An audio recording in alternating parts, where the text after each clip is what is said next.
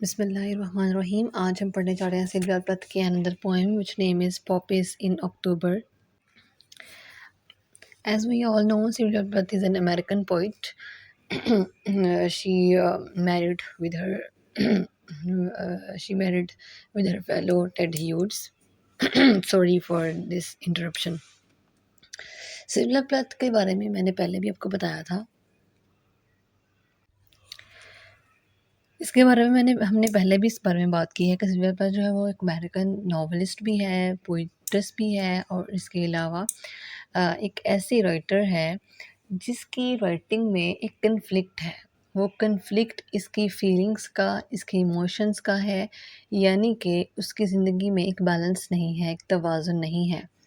وہ چاہتی ہے کہ وہ ایسی زندگی گزارے جو کہ جس میں فریڈم ہو، جس میں اس کے پاس آزادی ہو. وہ سوسائٹی کی نارمز اور ٹریڈیشنز کو فالو نہیں کرنا چاہتی.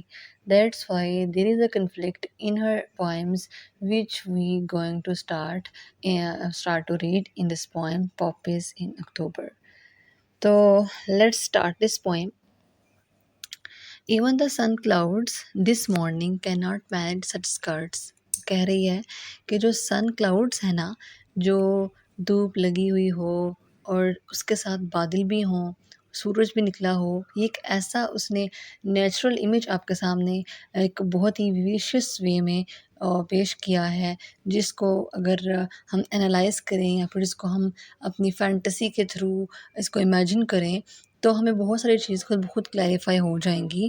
Even the sun cloud this morning cannot manage such skirts, کہ جو بادل ہیں وہ بہت ہیپیزرڈ ہیں، یعنی کہ وہ اسکرٹس مینیج نہیں کر پا رہے، یعنی کہ ایک کلر میں خود کو ڈھال نہیں پا رہے. ناٹ دا وومن، اور نہ ہی وہ عورت ان دا ایمبولینس جو ایمبولینس میں ہے، whose red heart blooms through her coat so strongly, یعنی کہ جس کا جو دل ہے وہ بلومز ہے، یعنی کہ وہ دھڑکتا ہے. ٹھیک ہے، یعنی کہ اس کے دل کو جو عورت جو ایمبولینس میں ہے، نہ ہی اس کا دل اپنے حواس میں ہے، نہ ہی اس کا دل ایک اس کے اپنے کنٹرول میں ہے، اور نہ ہی بادل اپنے کنٹرول میں ہے.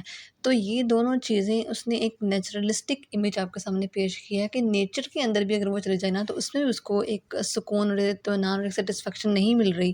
جس طرح وہ خاتون ایمبولینس میں ایک عجیب سی کشمکش میں ہے، اسی طرح سے جو سلویا پلتھ ہے وہ بھی اپنی زندگی میں ایسے ہی کشمکش محسوس کرتی ہے. تو I think so there is a woman who is a representative of the feelings and emotions of Sylvia Plath also.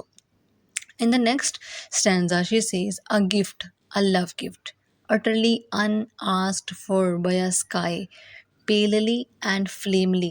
یعنی کہ جو a gift ہے، a love gift ہے، وہ کیا ہے؟ وہ اس میں ایک میٹافر کے طور پر اس نے یوز کیا ہے کہ وہ چاہتی ہے کہ اس کو نیچر سے ایک سیٹسفیکشن مل جائے، ایک ایسا گفٹ مل جائے جس کو پا کر وہ جو عورت ہے جو ایمبولینس میں ہے، جو بذات خود سلویا پلتھ کو ریپرزینٹ کر رہی ہے، کہ وہ اس کو ایک ایسی تسکین مل جائے جس کو پا کر اس کو اس کی جو فیلنگز اور ایموشن امبیلنس ہو چکے ہیں اس میں ایک ٹھہراؤ آ جائے.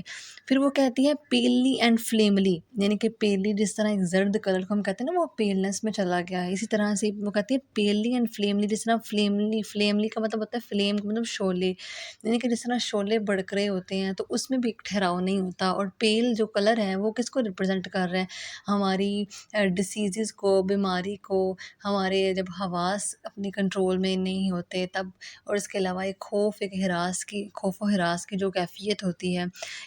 اٹس کاربن مونوکسائڈز بائی آئیز، تو اس کی جو آنکھوں سے جو کاربن مونوکسائڈز نکل رہی ہے، ڈل to a health under bowlers, یعنی کہ اس کی آنکھوں کے نیچے جو حلقے ہیں اور ان حلقوں کے اندر جو آنکھیں ہیں ان کی ایک اپنی تھرتھراہٹ ہے. اس آنکھوں کی جو بے چینی ہے وہ ایسے ہیں جس طرح کے شعلے ہوں جو بھڑک رہے ہیں. اوہ مائی گاڈ، میرے خدایا، وٹ ایم آئی، میں کون ہوں، میں کیا ہوں، میں کہاں. یہ بھی ایک ایسی اسٹیٹ ہوتی ہے جس میں انسان کو کنٹرول نہیں کر پاتا. پھر وہ کہتی ہے واٹ ایم آئی، میں کیا ہوں، میں کون ہوں، what's the purpose of my life, why I was being born, مجھے کیوں پیدا کیا گیا. That tea slate wants to cry open, کیا ان پاپیز کو مجھے استقبال کرنا چاہیے، مجھے ویلکم کرنا چاہیے. ان فورسٹ آف روسٹ، ایک ایسے جنگل کے میدان میں، ان ڈاؤن آف کارن فلورز، اور کارن فلورز کی ایک ایسے صبح میں، کیا میں اس قابل ہوں کہ مجھے خوش آمدید کہا جائے.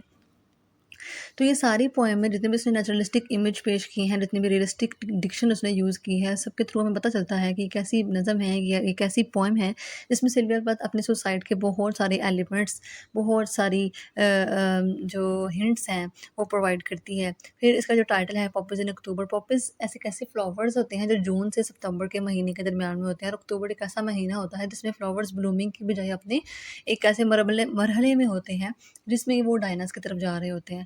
تو پاپیز سے بھی اور اس کے سیزن سے بھی، پھر اس کی امیج جو اس نے ڈکشن یوز کیا اس سے بھی ہمیں پتہ چلتا ہے کہ سلویا پلاتھ اب خود کو تلاش کر رہی ہے، ایک سیلف ڈسکوری کے ایک ایسے پروسیس میں ہے جس میں اس کو اپنا آپ جو ہے وہ کھویا ہوا ملتا ہے، اپنی انڈیویجولیٹی، اپنی انفرادیت، اپنی پہچان، اس کو وہ ایک ریسرچ کے جو ہے وہ ٹینور سے گزر رہی ہے، اور یہ جو دورانیہ ہے، یہ جو کیفیت ہے، یہ اس کے لیے بہت زیادہ میزریبل ثابت ہو رہی ہے۔ تو overall there is a theme of death, there is a theme of beauty, there is a theme of love, there is a theme of despair and pessimism. So if you are not able to understand each line or each word, you can ask any question in the comments. So میرے خیال سے ساری poem complete ہو چکی ہے۔ اگر آپ کا پھر بھی کوئی بھی کویشچن ہے، you can ask any time and I am available for you. اللہ حافظ۔